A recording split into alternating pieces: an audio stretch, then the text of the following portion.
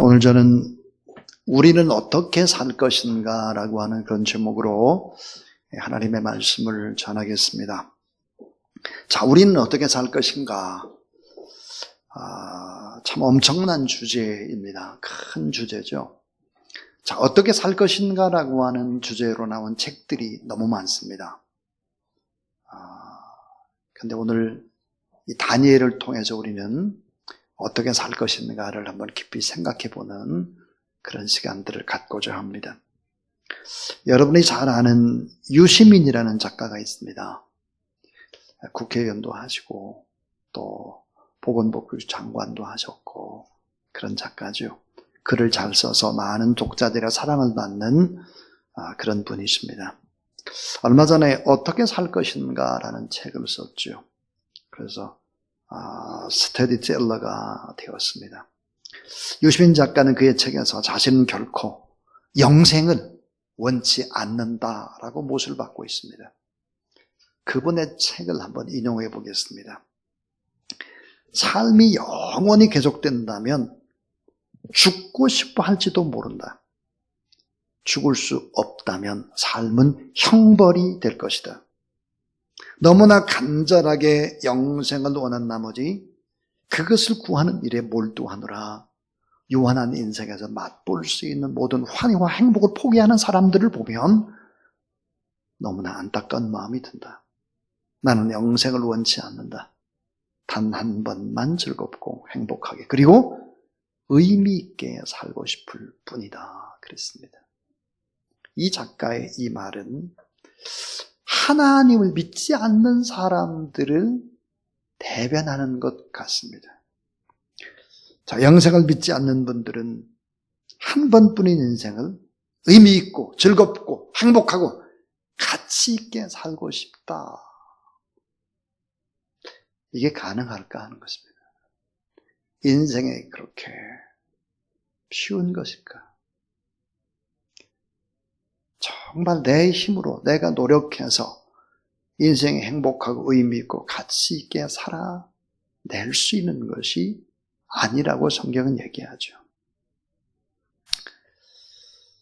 자, 그런데 수많은 예수를 믿지 않는 사람들의 눈 속으로 그들의 눈에는 신앙인들이 죽은 후에들 영생을 구하느라 그 몰두하느라고 이 땅에서 삶을 제대로 살지 못한다고 생각하는 것 같습니다. 정말 그럴까요? 여러분, 영생의 확신을 가지고 있는 사람들은 과연 어떻게 살까? 누구나 하나님의 나라는 죽어서만 누리는 나라가 아니라 예수 그리스도께 대한 세상 사람이 생각하는 이것을 뒤집는 혁명적인 메시지를 주고 있습니다. 자, 영생의 확신을 가지고 사는 사람은 이 세상에서도 바보처럼 사는 것이 아니라 이 세상에서도 행복할 수 있다는 사실을 믿으시기 바랍니다. 영생의 확신을 품고 있는 사람은 오늘 어떤 어려움이 있어도 이걸 이겨낼 수 있는 힘이 공급될 수 있는 거예요. 영생의 확신을 품고 사는 자들은 이 땅에서도 의와 평강과 희락을 누리며 감사할 수 있습니다. 영생의 확신을 가지고 있는 사람은 참으로 열심히 주님의 사랑을 품었을 뿐만 아니라 작은 자를 섬기고 더 어려운 자를 도우면서 자기 자신과 동일시하면서 예수님을 생각하면서 오히려 기쁨으로 행복하게 인생을 살아낼 수 있습니다. 자, 우리가 스스로 고난의 길을 걸을 수 있고 또 때로는 우리가 죽음의 자리, 고통의 자리도 들어갈 수도 있습니다. 하나님의 나라는 여기 있다 저기 있다 하지 말아라. 하나님의 나라는 이미 우리 안에 와 있다 그랬습니다. 그러니까 삶에 놀라운 축복이 와도 하나님 앞에 내 힘으로 되는 것이 아니라 하나님의 은혜로 되는 것을 고백하고 내 삶이 조금 어렵고 힘들고 고통스럽다고 할지라도 하나님의 섭리가 있다는 사실을 인정하고 빨리 쉽게 하나님 앞에 감사로 돌아가는 사람들이 바로 영생의 확신을 가지고 있는 사람들이죠. 자, 그러면 우리는 어떻게 살 것인가 라는 책이 있습니다. 전 대학 2학년 때 이 책을 읽었습니다. 프란시스 셰퍼가 쓴 책인데 생명의 말씀사에서 나온 책이라서 몇 번을 읽어보았습니다. 우리 C.H. 북스 우리 박명곤 목사님께서도 크리스천 다이제스트에서 셰퍼 전집 5권을 냈는데 5번째에 수록되어 있죠. 그러면 우리는 어떻게 살 것인가? 91페이지부터 289페이지까지 쭉 실려 있는데 어제 설교 준비를 하면서 다시 한번 그 부분을 쭉 이렇게 넘기면서 이렇게 봤던, 그러면서 다시 한번 새롭게 했던 이 셰퍼는 그런 얘기를 하고 있습니다. 인본주의와 신본주의가 싸움을 하게 될 것이고, 서구의 큰 틀에서 보면 인본주의와 신본주의가 싸우는 큰 역사다. 결국은 신본주의가 이길 수밖에 없다라고 하는 이야기를 하고 있죠. 그런데 이제 또 하나의 책, 어떻게 살 것인가라는 책이 또 우리 C.H. 북스에서 나왔죠. 여러분이 한번 꼭 이 책을 읽어봤으면 좋겠다는 생각이 들어요. 목사님께서 많이 책을 주셨습니다. 그래서 꼭 한번 읽어보시면 좋겠다. 패트릭 몰리가 지어가지고, 근데 이 책은 보니까 아마존이라고 하는 곳에서 기독교 분야의 베스트셀러가 됐고, 누적 판매율이 500만 부가 돌파된 베스트셀러입니다. 또 이 책은 20세기를 빛난 기독교 서적의 100개에 선정되기도 한 그런 책입니다.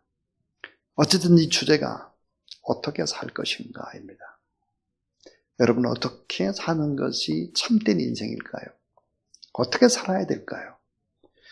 저는 다니엘 9장을 읽으면서 이 어려운 시대를 우리가 어떻게 살아야 되나, 어떻게 사는 것이 참된 인생일까, 이런 부분들을 묵상했습니다. 자, 이방인으로 끌려온 다니엘, 포로의 신세로 믿음을 지켜나가는 다니엘, 고난과 죽음의 연속선상에서 그는 어떻게 살아야 됐을까? 수많은 우성과 끝없는 유혹과 불의함과 비리와 거짓을 따라하지 않고 어떻게 믿음을 잘 지켜낼 수 있었을까? 제국이 바뀝니다. 근데 다니엘은 그 자리에 있습니다. 바벨론이 망하고 메데바사 제국의 왕이 바뀔 때 얼마나 많은 암투와 분쟁과 숙청이 있겠습니까? 근데 다니엘은 어떻게 살아갔을까? 다니엘서를 읽어보면 다니엘이 가지고 있는 원칙이 있습니다. 절대가 있죠. 이 원칙, 절대를 붙잡고 다니엘이 모든 어려움의 파도를 넘습니다. 누구든지 이 절대가 없으면 세상을 이겨낼 수가 없습니다. 이 절대가 없으면 행복할 수 없고, 어려움도 뛰어넘을 수 없고, 영원한 하나님의 나라에 물론 갈 수도 없죠. 그래서 절대가 없는 현대인들은 참 불행하다. 프란시스 셰퍼가 그런 말을 했습니다. 절대가 없고 모든 것을 상대화시키기 때문에, 절대가 없기 때문에 불행하다는 거예요. 오늘 다니엘 9장에서 바로 다니엘은 어떤 절대를 붙잡고 인생을 살았을까요? 바로 다음과 같은 3가지의 절대입니다. 그 첫 번째는 하나님의 말씀을 절대 원칙으로 삼으라입니다. 따라하세요. 하나님의 말씀을 절대 원칙으로 삼으라. 자, 바벨론의 포로로 잡힌 유대인들, 그토록 강했던 바벨론이 메대와 바사 제국에 의해서 멸망당하는 것을 보았습니다. 다니엘은 이 같은 역사적인 대격변기 속에서 하나님의 말씀을 읽고 묵상하고 말씀을 절대 원칙으로 삼았습니다. 특별히 이스라엘의 멸망의 원인과 포로 생활의 그 이유, 앞으로의 나날들이 어떻게 전개될 것인가 하는 부분들을 하나님의 말씀을 보고 그는 알았습니다. 오늘 다니엘 9장 1절, 2절을 보면 메대 족속 아하수로의 아들 다리오가 갈대 나라 왕으로 시험을 맞던 첫 해, 곧 그 통치 원년에 나 다니엘이 책을 통해 하나님의 말씀이죠. 여호와께서 말씀으로 선지자 에레미야에게 알려주신 그 연수를 깨달았나니 곧 예루살렘의 황폐함이 70년 만에 그치리라 하신 것이라 그랬습니다. 다니엘은 이 격변의 시기에 하나님의 말씀을 읽었습니다. 그것도 에레미야서를 읽었죠. 자, 모든 것이 하나님의 주권 안에 있구나 하는 것을 깨달았습니다. 왜 멸망당하고 쫓겨날까? 어떻게 살면 회복이 될까? 이것을 알았죠. 다니엘은 나이가 많은 총리였습니다. 제국의 왕이 바뀐 첫 해입니다. 한번 생각해 보세요. 다리오 왕이 된 첫 해, 그리고 제국이 바뀌었어요. 너무너무 바빴을 겁니다. 정신없이 바빴을 거예요. 새로운 통치가 시작된 시점에서. 그런데 다니엘의 손에는 성경이 있었죠. 하나님의 말씀 속에 바쁘다는 핑계로 성경을 손에 놓는 사람들이 있는데 다니엘은 아무리 바쁘고 바빠도 하나님의 말씀을 손에 놓지 않았다. 그리고 70년이 차면 고국으로 돌아가게 되는데, 자, 꿈에도 그리던 고국으로 돌아간다. 예루살렘으로 돌아간다. 그런데 지금 다니엘이 횟수를 세보니까 꼭 4년 후면은 바벨론 떠나서 이제 고향으로 돌아가게 되는 것입니다. 그리고 하나님의 음성을 들었죠. 자, 성도가 누굴까? 성도는 절대를 가지고 있는 자인데 절대 하나님의 말씀을 원칙으로 삼아야 된다. 그것을 아무리 바쁘고 아무리 시간이 없고 아무리 그런다고 할지라도 세상의 TV, 뉴스, 드라마, 유튜브, 각종 음악 프로그램, 오락 프로그램 이런 것보다도 훨씬 더 진리의 말씀을 붙잡고 살아가는 그런 여러분 되기를 주의 이름으로 축원합니다. 나이가 들어도 일상생활이 바빠도 절대 원칙을 다니엘이 지켜나가고 있다 하는 것입니다. 두 번째입니다. 두 번째는 하나님 앞에서 기도를 절대 원칙으로 지켰다. 기도입니다. 절대 원칙. 기도였습니다. 하나님의 말씀을 읽은 다니엘은 하나님 앞에 기도할 수밖에 없었죠. 다니엘 9장을 여러 번 읽어보면서 에레미야서의 요약이다 하는 생각이 들었습니다. 그러니까 수없이 에레미야서를 읽고 또 읽으면서 에레미야의 말씀을 붙잡고 다니엘이 하나님 앞에 기도한 거예요. 예루살렘의 황폐함이 70년 만에 그치라는 말씀을 읽고 기도하고 있습니다. 근데 어떻게 기도했을까? 금식 기도하고 베옷을 입고 그 다음에 재를 뒤집어 쓰고 기도합니다. 이런 기도의 행위는 메대와 바사의 새로운 제국에서 매우 위험한 행동입니다. 왕을 보좌하고 행정각부를 관할해야 되는 메대 바사의 총리가 얼마나 많은 시기와 견제가 있었는데 숨어서 하는 기도가 아니라 누가 보든지 말든지 계속해서 정한 시간에 기도를 하는 거예요. 이제는 70년이 꽉 차면 4년 남았는데 이제는 예루살렘으로 돌아간다는 거죠. 다니엘은 속히 고국 귀환의 역사를 간청하는 기도를 해야 했고, 특별히 기도의 내용이 뭘까? 회개의 기도입니다. 고국에 돌아가서 성전을 짓고 또 일상생활의 회복을 한다고 할지라도 믿음이 없으면 또다시 어려움을 당할 것을 알기 때문이죠. 회개의 기도, 용서와 겸손의 기도, 긍휼을 바라는 기도, 백성을 위한 중보 기도를 하고 있습니다. 다니엘에게는 기도에 절대 몇 가지 원칙이 있습니다. 그 원칙이 뭘까요? 따라하자. 절대 기도의 장소. 자, 절대 기도의 장소입니다. 기도하는 장소. 언제나 절대로 기도하는 장소가 있어야 여러 곳에서도 기도할 수 있어요. 예수님은 언제나 한적한 새벽 기도하는 곳이 있었습니다. 꼭 가는 곳이 있었습니다. 절대 기도의 장소입니다. 또 절대 기도의 시간입니다. 내가 기도하는 시간, 내가 몇 시부터 몇 시까지 기도하겠다. 절대 기도의 시간이 있어야 그 어느 시간에서도 기도할 수 있는 거예요. 창립 30주년을 맞아서 여러분 가정에 아마 기도하는 그 기도상, 예배상을 다 선물로 드렸죠? 여러분 그 예배상을 어떻게 활용합니까? 자, 절대 기도의 장소를 여러분이 집에 둬야 합니다. 근데 집에 여러분 기도 장소를 아주 간단하게 만들 수 있죠. 예를 들어서 기도상을 이렇게 여기다 놓는다면 기도상을 딱 놓고 위에는 무슨 천 같은 거 하나를 이렇게 내려드리면 됩니다. 그 천 위에다가 십자가 하나를 붙이면 되죠. 자, 상이 있으면 거기에다가 이제 성경, 찬송, 기도 노트 놓고 그 다음에 방석을 놓습니다. 그 원룸이든 아주 작은 방이든 뭐든 다 할 수 있습니다. 다. 다시 말하면 절대 기도할 수 있는 장소가 있는 거죠. 가정마다. 절대 기도의 시간이 정해져야 합니다. 엄마 아빠가 늘 이 자리에서 기도하는 모습을 자녀들이 보고 자라고 손자 손녀가 보고 자라고 또 예를 들어서 아이들이 많이 속을 썩히고 어려움이 있을 때 또 저기 가서 기도를 해라. 늘 앉아나 절대 기도의 장소가 다니엘에게 있었다는 거예요. 절대 기도의 시간이 있었다는 거예요.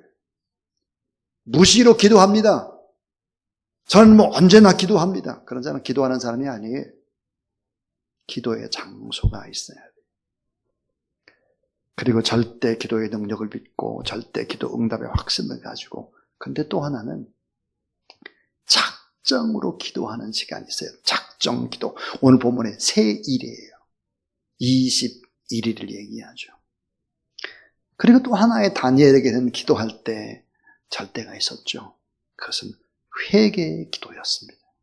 공동체를 위한 회개의 기도, 민족을 위한 회개의 기도, 이런 기도였습니다. 오늘 다니엘 9장 4절부터 14절의 기도에는 언약을 지키시고 인자를 베푸신 하나님께 기도합니다. 기도의 내용이 우리입니다. 우리. 나 혼자 잘 되는 것이 아니라 우리죠, 우리. 공동체의 제약을 실토하고 모든 재앙의 원인이 하나님을 경외하지 않았기 때문에 생긴 것이다. 그리고 회개의 기도를 하는 것입니다. 공의를 따라 우리를 대하지 말고 하나님의 긍휼로 우리를 대해주세요. 근데 오늘 본문에 보니까 다니엘 9장 21절부터 23절에 다니엘이라는 마음으로 기도를 시작할 즈음에 이미 응답의 천사를 보냈다 그랬어요. 이런 마음으로 기도할 때 응답의 기적의 역사가 일어난다. 두 가지 얘기를 했습니다. 하나님의 말씀을 절대 원칙으로 삼으라. 이 절대가 있어야 된다. 또 하나님 앞에 기도를 절대 원칙으로 지켜라. 기도. 이 어려운 때 더 기도해야 되지 않으십니까, 여러분? 사업이 어렵고 또 나라와 민족이 어렵고 선교지가 어렵고 그렇다면 어때요? 하나님 앞에 기도를 절대 원칙으로 지키라 하는 거죠. 마지막 세 번째, 제일 중요한 얘기 하려고 합니다. 세 번째가 제일 중요합니다. 3번이 중요해요. 3번 그랬잖아요, 우리. 3번. 따라하세요. 절대 선교의 원칙을 고수하라. 자, 절대 선교의 원칙을 고수하라. 절대 선교의 원칙입니다. 2달 전의 일입니다. SD건설의 사업장 예배가 매주 화요일마다 이제 아침 7시 30분에 드려집니다. 제가 이제 예배를 드리고 난 다음에 우리 정양국 집사님 책상 위에 책이 하나 있었습니다. 그 책의 제목이 이러했습니다. 다니엘서를 선교적으로 읽으면 깊고 은밀한 일이 보인다라는 제목이었습니다. 다니엘서를 선교적으로 읽으면 깊고 은밀한 일이 보인다라는 제목의 책이었습니다. 제가 잘 아는 손창남 선교사님이 쓰셨습니다. 이 손창남 선교사님은 대학에서 경영학을 했죠. 고려대학과 서울대학에서 경영학을 하고 난 다음에 세무대학에서 교수로 회계학을 이제 가르쳤습니다. 그리고 이제 인도네시아 선교사로 10년을 가 있었죠. 그리고 돌아왔어요. 그리고 OMF라고 하는 유명한 선교단체죠. 허슨 테일러에 시작된 선교단체인데 우리나라에 들어와 있습니다. 아주 모범적인 선교단체 대표를 7년을 했습니다. 이분이 바로 썼습니다. 다니엘서를 선교적으로 읽으면 깊고 은밀한 일이 보인다. 선교적인 관점에서 다니엘서를 해석한 책인데 제가 참 그 책을 보면서 받은 은혜가 참 큽니다. 자, 개인적 차원의 구원이라고 하는 것은 내 죄에 대한 용서와 하나님과 관계 회복이 되면 우리가 개인적으로 구원을 받습니다. 그러나 선교적 차원에서 넓은 의미의 구원이라고 하는 것은 뭘까? 하나님 나라의 통치가 실현되는 것이다. 그래서 이 다니엘서에서는 선교적인 굵은 뼈대를 보여주고 있는 그런 책이었습니다. 이 책이 나온 지가 얼마나 됐을까? 올해 9월 15일입니다. 2020년 9월 15일인데 그럼 이 책이 어떻게 해서 나오게 됐을까? 코로나 바이러스 때문입니다. 그동안에 강의도 하고 모아놓은 원고도 있고 이런데 이제는 어디 강의도 못 나가죠. 그러니까 이걸 다 정리를 해서 책으로 낸 것이죠. 그리고 제가 그 책을 보면서 참 많은 은혜를 받았습니다. 이 손창남 선교사님은 이렇게 얘기를 하고 있습니다. 선교의 트라이앵글 그랬어요. 삼각형. 여러분 저를 한번 보세요. 이 선교의 삼각형인데요. 이 맨 위에 꼭지점이 하나님입니다. 하나님. 이쪽은 뭘까? 선택받은 사람이에요. 하나님께 선택받은 사람에게 복을 줘요. 그리고 이쪽은 뭘까? 세상이에요. 세상. 그러니까 하나님의 선택받은 사람이 복을 줘가지고 이 선택받은 사람이 세상 사람들에게 복의 통로가 돼요. 이 세상 사람들이 우리를 통해서 하나님이 살아계시구나를 알고 하나님 앞에 영광을 돌린다. 이게 선교의 트라이앵글이라는 거예요. 그러니까 하나님께서 다니엘에게 지혜도 주고 명철함도 주고 다니엘을 축복하는 거죠. 그래서 이 다니엘이 결국은 이 세상이 누굴까요? 느부갓네살 왕, 또 벨사살 왕, 다리오 왕 이런 사람이 다니엘 때문에 어때요? 영향을 받는 거예요. 조서를 내려요. 전국에다. 다니엘 하나님을 찬양하는 조서를 내리죠. 이게 선교의 트라이앵글이라는 거예요. 참 절대 선교의 원칙을 고수하라 하는 것입니다. 저는 주사랑교회가 창립 30주년을 맞으면서 주방공사를 깨끗하게 하고 탑에 공사, 또 이제 방수공사라든지 비가 새는 외벽, 내부 도장공사 이런 거를 우리가 지금 준비하고 있고 또 5층 식당은 이미 다 했죠. 당회를 거쳐서 재직회를 거쳐서 시작을 하고 있는데 한편은 마음이 너무 아픈 거예요. 안타까운 거예요. 하나님 앞에 미안한 거예요. 이 어려운 때 교회만을 위해서 이런 일을 한다고 하는 것이 어쩐지 부끄러운 거예요. 그리고 자꾸 하루에도 몇 통씩 전화하고 계속 도와달라, 어렵다, 힘들다고 하는 교회들이 부지기수로 많은데 주사랑교회만을 위해서 이 일이 참 제 마음에 아파요. 근데 참 놀랍게도 저희가 이제 옥상에 이런 너저분한 이런 부분들이나 5층에서 또 이런 주변에 나쁜 쓰레기를 다 깨끗하게 치웠어요. 그리고 난 다음에 지난 주간에 우리 박명곤 목사님부터 전화를 받았습니다. CH 부서의 책 6,000권을 기증해 주신다는 말씀이셨습니다. 목요일 저녁에 책이 들어왔습니다. 책을 정리하면서 너무너무 행복했습니다. 왜냐하면 다 좋은 책, 주옥 같은 책, 읽고 싶은 책. 하나님 앞에 감사 영광을 돌렸을 뿐만 아니라 또 목사님께도 사모님께도 또 우리 박재정 형제에게도 참 감사했습니다. 그리고 이 귀한 책이 문서 선교를 위해 쓰임받을 수 있겠다라고 하는 데 대해서 너무 위로를 받았습니다. 그 참 벅찬 감격이 저에게 있었습니다. 그래서 제가 목요일 날 어떻게 일을 했는지, 금요일 날 어떻게 일했는지, 어제 어떻게 일했는지 잘 모르겠어요. 정신없이 일을 했어요. 쉬지 않고. 그래도 기뻤습니다. 전 이걸 믿습니다. 사람이 책을 만들지만 그 책이 결국은 사람을 만든다. 책을 읽는 것은 황금을 얻는 것이다. 책을 읽지 않고는 국격, 나라의 격이 높아질 수가 없죠. 우리나라가 너무 책을 읽지 않습니다. 너무. 이 책을 베풀고 나누고 이렇게 할 수 있다는 것이 얼마나 큰 위로가 됐는지 모릅니다. 이 책을 만드신 분과 이 책의 주인공 되신 예수 그리스도와 이 책을 읽고 변화될 분들과 돈이 없어서 책을 잘 사지 못한 분들에게 얼마나 큰 문서 선교일까 하는 생각이 들었기 때문이죠. 어제도 세 분의 목사님이 오셔서 책을 가져가셨습니다. 이번 주에 수요일에는 동사무소에서, 금요일에는 송파경찰서에서, 토요일에는 또 송파 성시와 기도회에 오는 목사님들이 아마 오시게 될 것입니다. 오늘 다니엘서에는 절대 선교의 원칙, 하나님의 나라에 대한 간절한 바람을 가지고 기도하는 다니엘의 모습이 등장합니다. 사랑하는 여러분, 한번 곰곰이 생각을 해보십시오. 자, 70년이 차면 이스라엘 백성들, 유다 백성들을 바로 이제 이스라엘의 수도인 예루살렘으로 돌아가게 하겠다. 이게 하나님의 계획입니다.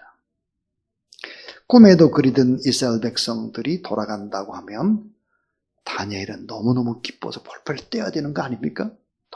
너무너무 기쁘다. 너무 좋다. 근데 다니엘서를 읽어보면 아무리 봐도 다니엘이 기뻐했다는 구절이 없습니다.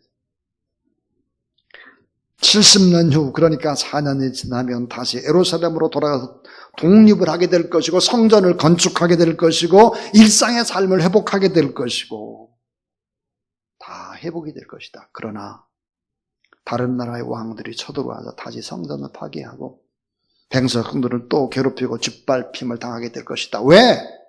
하나님을 경외하지 않으니까. 또 이런 일이 반복될 것이다. 하나님을 두려워하지 않으니까 이런 일이 반복될 것이다 하는 것이죠. 다니엘이 목숨을 걸고 기도해야 되는 이유가 있었습니다. 그것은 유대교가 자랑하고 지향하는 성전, 율법, 할례 이런 것이 중요한 것이 아니라 다니엘서 2장에 나와 있는 하나님의 나라가 중요하다는 것. 하나님의 나라에 초점을 두지 않으면 성전을 화려하게 지어도 율법, 할례 이런 것들이 결국은 별 의미가 없다는 것을 다니엘은 알고 있었습니다. 자, 사실상 이스라엘 백성이 고국으로 돌아온 이후에 360년이 지나서 예루살렘은 다시 큰 어려움을 겪게 됩니다. 지금부터 드리는 얘기는 구약과 신약의 중간사에 해당하는 것이기 때문에 성경에는 없는 중간사죠. 자, 결국은 360년이 지나서 예루살렘은 큰 어려움을 겪게 되죠. 안티오코스 에피파네스가 성전을 모욕하고 유대교를 말살하려는 정책을 쓰죠. 그래서 마카베오 항전이 시작이 되고 결국 유대교는 다양한 분파로 쫙쫙쫙 분열을 거듭하게 되고 어려움을 겪게 됩니다. 자, 영원한 하나님의 나라, 영원한 천국, 그 천국에 대한 소망이 없을 때 삶은 늘 고단합니다. 그리고 슬프고 불행한 인생, 세상에 속아 넘어가는 인생이 된다는 거죠. 실제로 바벨론에서 기적같이 예루살렘으로 돌아와서 죽을 만직 고생을 해서 성전을 건축하고 일상의 행복을 꿈꿨던 백성들의 삶들은 구체적으로 어떻게 됐을까? 실제로 일어난 사건, 공동번역 성서의 외경에는 마카베오 하서에서 다음과 같이 기록을 하고 있습니다. 역사적 사실을.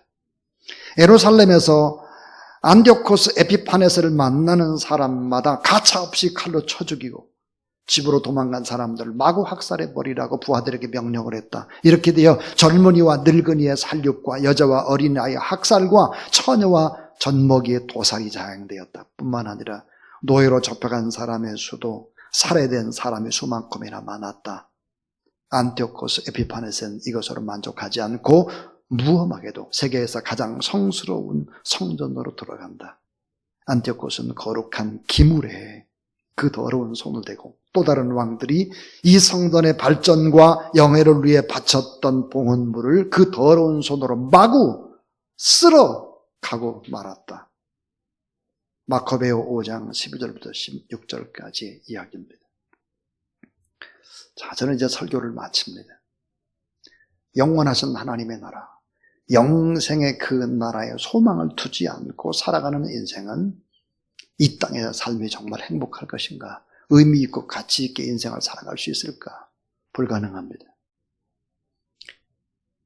우리는 우리가 꿈꾸던 대한민국을 한번 생각해 보시기를 바랍니다. 한 60년 거슬러 올라가 보죠. 60년. 그리고 지금까지 박정희 대통령, 이 나라의 민족을 위해서 경제개발 5개년 계획, 새마을운동 막 이런 거 했죠. 전두환 노태우 대통령, 김영삼 대통령 얼마나 날렸습니까? 그러다가 IMF 터졌습니다. 김대중 대통령, 노무현 대통령, 이명박 박근혜 대통령, 지금 문재인 대통령 어떻습니까? 우리나라가 경제화, 민주화, 개혁이 잘 이루어져서 사람 살만한 세상입니까? 어떻죠?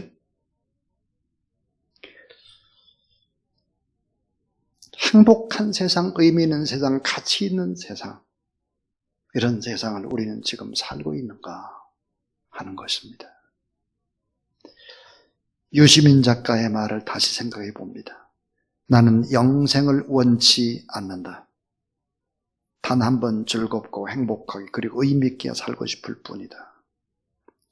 우리의 노력으로 이런 행복이 주어지겠나? 즐겁고 행복하고 의미 있는 삶들, 이게 보장되겠나? 우리는 우리의 삶의 어려움은 항상 있을 것입니다. 우리의 폭풍은 언제나 있을 것입니다. 영원한 하나님의 나라를 바라보는 저와 여러분, 우리 모든 사람들이 될 수 있기를 주의 이름으로 축원합니다. 절대가 필요합니다. 우리에게 절대. 세상이 변해도 변치 않는 절대. 이 절대를 붙잡지 않으면 우리는 속고 사는 것입니다.